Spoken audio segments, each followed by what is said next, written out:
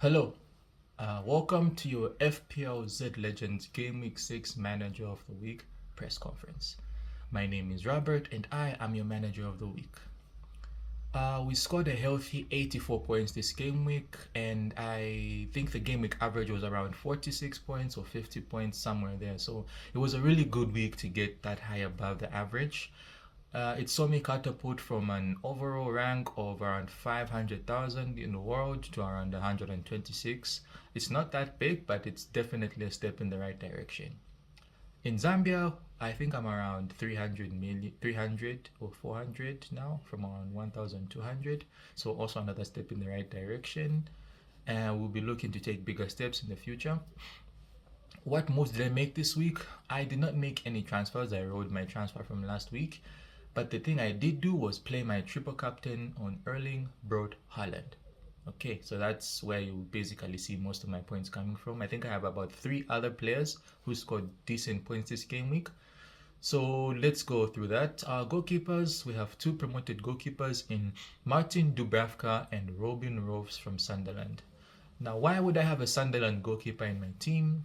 I say why not? Sunderland have been a really surprising team this season. I think we've overlooked them a lot because they're a promoted team, but they've done really well in the games that they've played.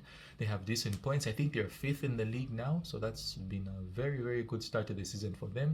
And I always play with a 4.5 million goalkeeper because I believe goalkeepers aren't necessarily the best place to spend all your money. So I started with Matt Sales initially, the 5 million goalkeeper, because I felt like Nottingham Forest would be as good defensively as they were last season, but that just hasn't been the case.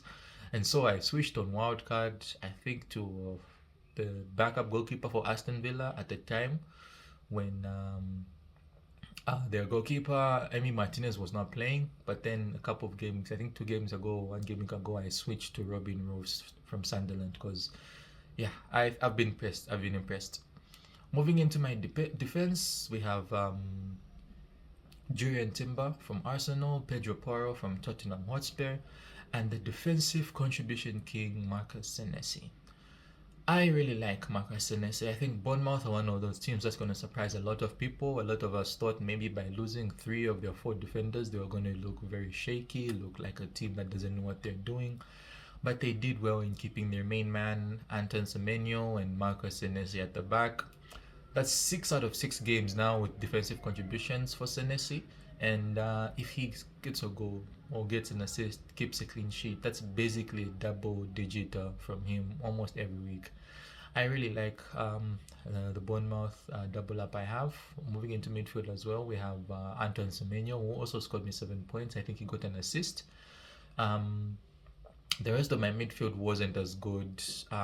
We have Kudos with a 2-pointer, Gakpo with a 1-pointer, Bomo with a 2-pointer, Eze with a 2-pointer.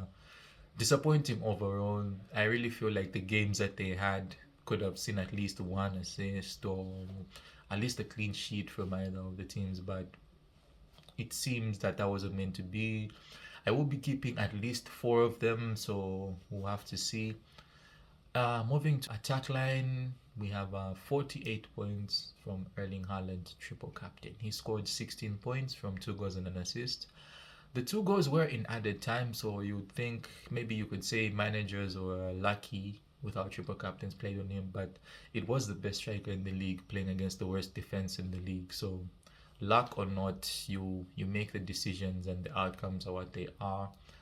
My other striker was Chris Wood, another disappointing game for Nottingham Forest. I can't see myself sticking with Chris Wood too long. I feel I will have to make some changes, and with some fixtures turning soon, it could be soon. It could be almost even next week, I think.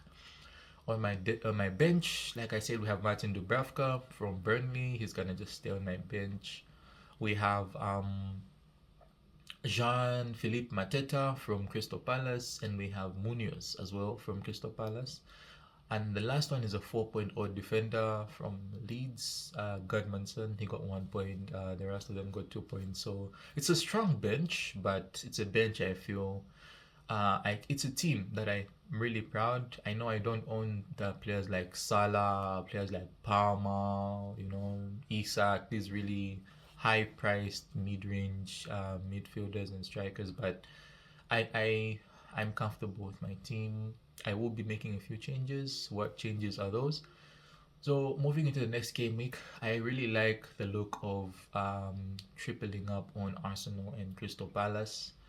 I don't know if it will be a double Arsenal defense or maybe I'll bring in a Victor Gyökeres or I don't know. Maybe I'll bring in Saka as well, so I could have like Eze and Saka in my team. I'm not too sure about that. I could also bring in Ismail Assar from Crystal Palace. Just make sure that my team uh, is looking balanced. I like Ismail Assar, so I feel like if I was to bring in Sarr, he would make a nice complement with the rest of my 6, 7, 8 million midfielders in there. Yeah, so that's been my team. I'm currently top of your head-to-head league with 18 points. 3 points behind me, there's a bunch of people. I'll be looking to expand that gap as best as I can. And in your classic league, I think I am second. Yes, I am second, about 12 points behind the leader. So I will be chasing the leader down as well. Looking forward to my next manager of the week, manager of the month, and manager of the season press conferences. I am coming for your money. So yeah, thank you. That has been your press conference. Please like, share, subscribe, do all those things that you need to do. Okay, thank you.